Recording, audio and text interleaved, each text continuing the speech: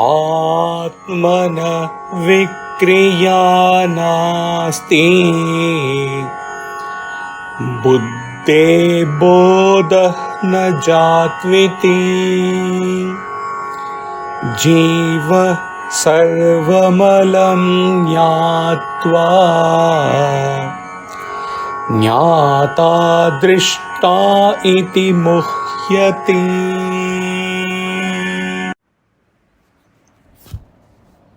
There is no action for the self, and the intellect itself has no capacity to know. Yet, the individuality experiencing them thinks, I am the knower and the seer, and is thus deluded. Pardon him for his bad throat. Three important facts are presented in this verse, which we would need to keep in mind when engaging our intellect to the task of probing the truth. The first one, Atman has no modification. Hence, it cannot be attributed the responsibility of acting. It does not act.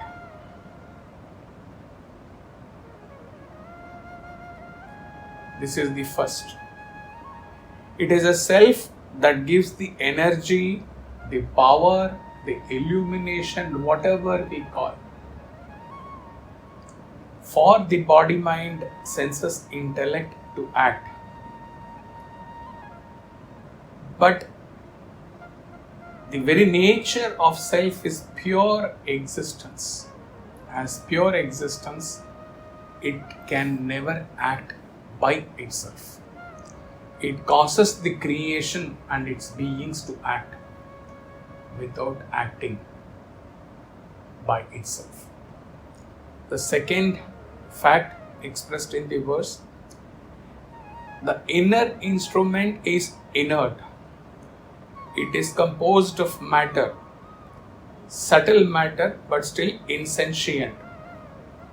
Human intellect is not endowed with the powers of thinking, feeling, willing, wishing, because it is a product of matter which is inert. For any experience, there should be an external object or the experienced, experiencer, and the instruments of experience such as the senses, mind, etc. But the self is just pure existence, pure bliss, and hence can never experience a matter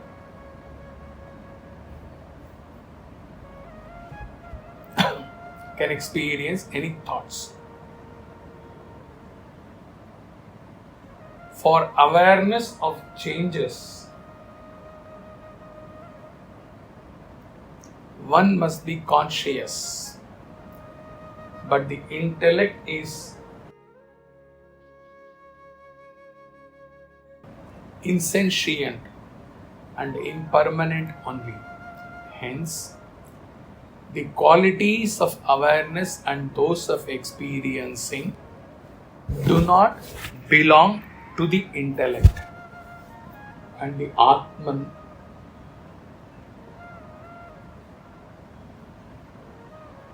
but are only superimposed because of ignorance. Every night we can validate this second aspect, which is covered in the verse. Every night in our deep sleep, when there is absence of awareness, or more appropriately, awareness of absence, our intellect is rendered insentient. there is no more proof required to know that intellect in itself is insentient. It acts only when the self illumines it. Next day morning, when we get up from sleep, there is presence of awareness or awareness of presence. Why?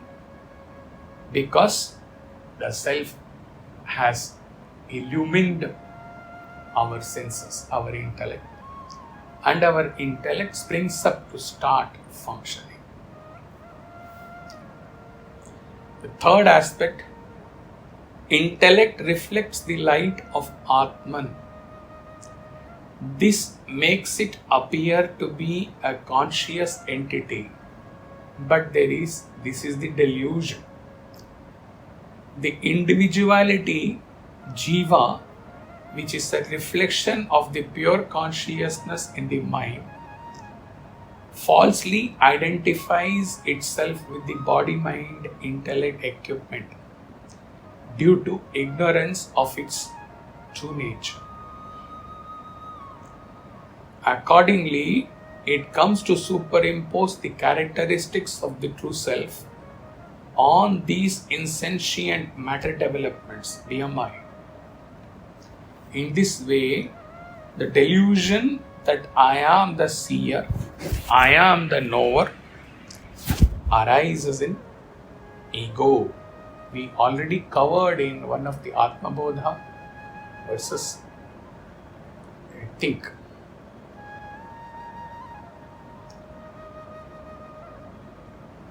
Where we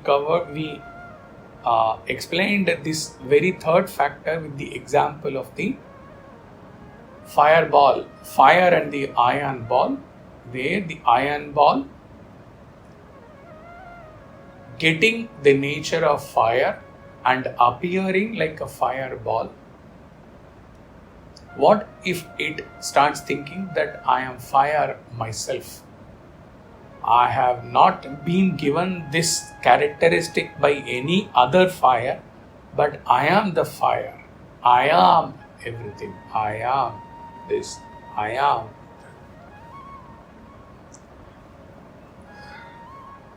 This is a false self, not the real self. But it does not know that.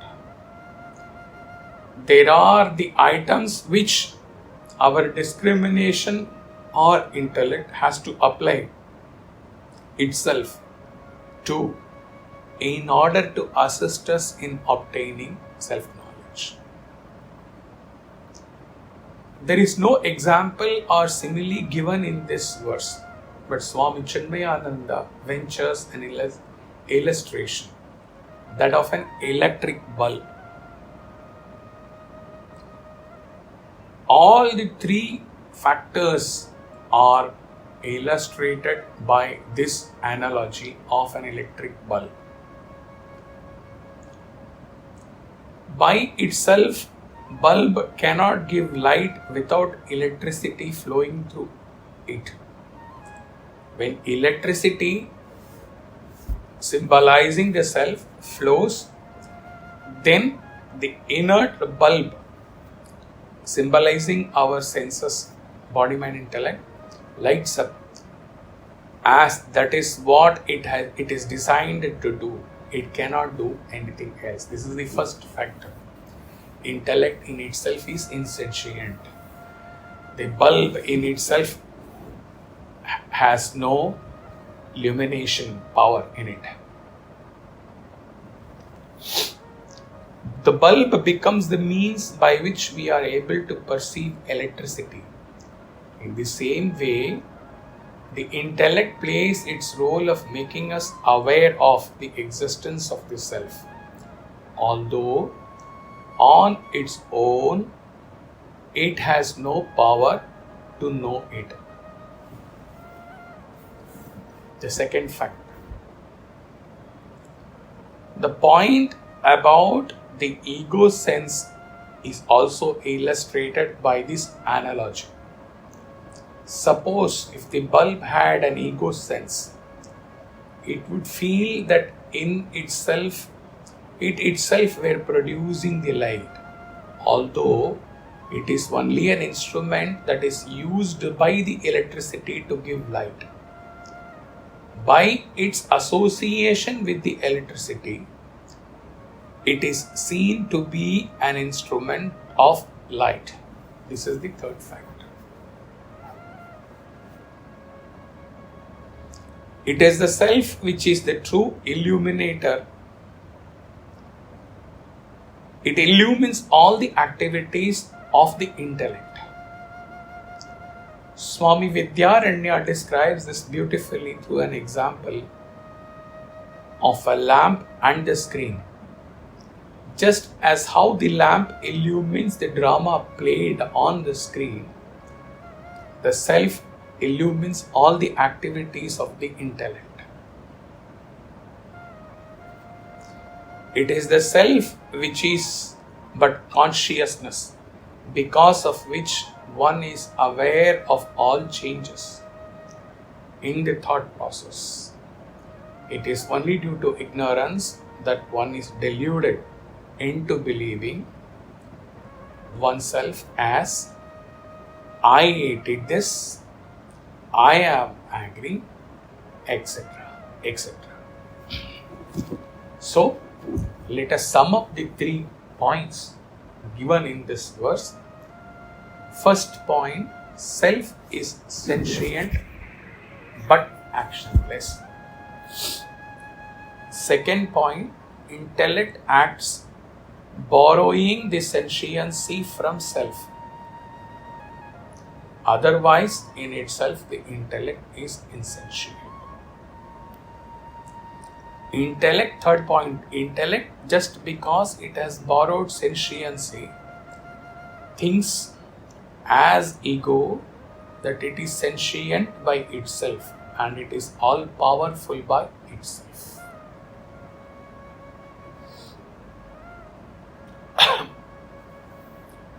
First 2 factors are just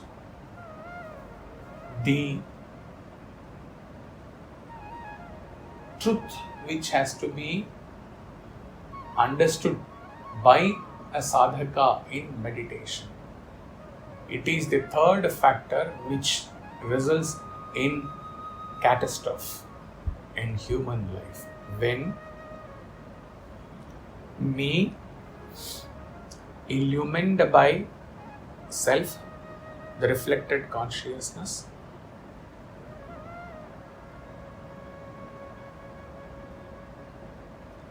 out of my ignorance, start behaving and thinking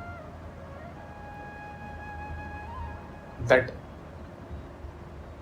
I am all illumination by myself. I am this body, I am this mind, I am this intellect, I am all this. Because in the background, actually it is the reflected consciousness which is illumining all this. But when one fails to retrace this illumination to its source and instead believes what is appearing at the surface level as true, then he gets into the knot of avidya kama karma. You all know it, so not explaining it.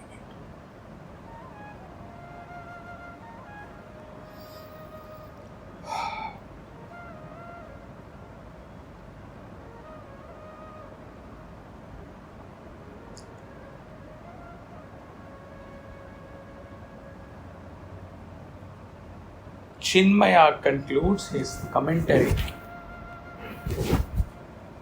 on this verse with the following truth, which is crown jewel of wisdom. Quoting Chinmaya, the illumining consciousness because of which there is an awareness of the various objects and activities in the inner mind, is that capital that supreme reality.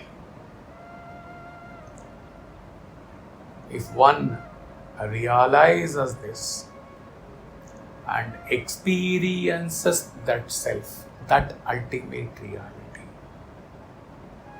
and abides in that ultimate reality, then though waves of sorrow, rejection, despair, joy, success, anger, jealousy, passion, etc. may come in one's mind,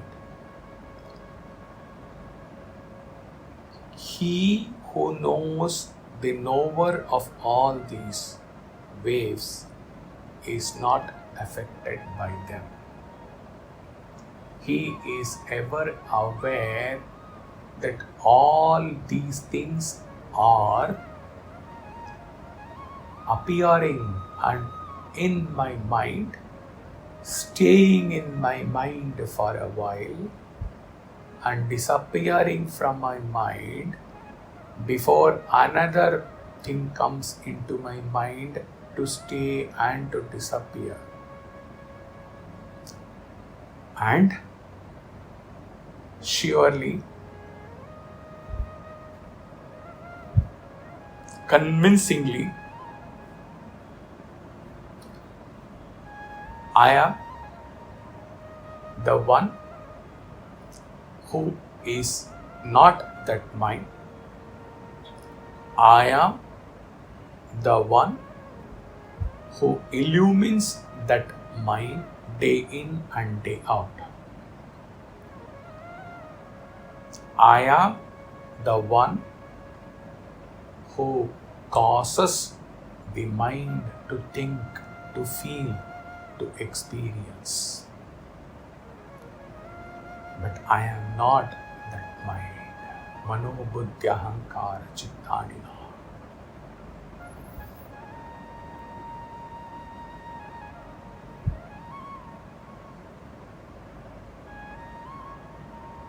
So a jnani is able to observe as such.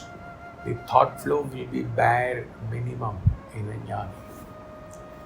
And even those thought flows, he is able to observe them coming and going. Just like you would observe any other human being coming nearer to you, staying nearer to you, and then walking away from you after some time. At that level, a jnani is able to know his mind.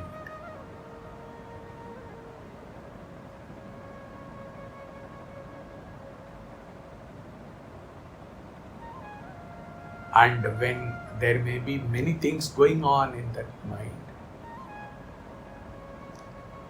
he ever exists as pure witness existence, consciousness.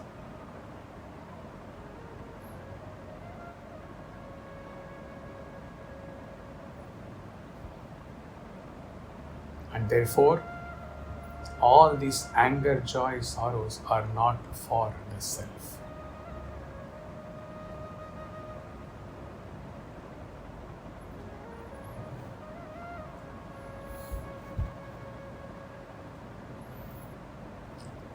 He rejoices in his experience and of self.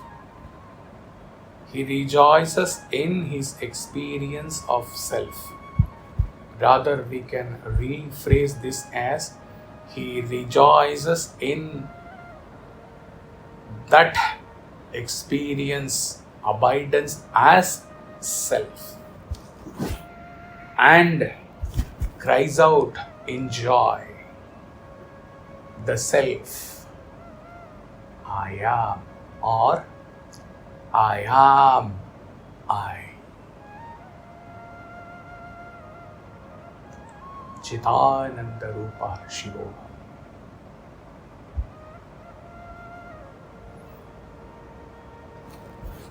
Hari Om.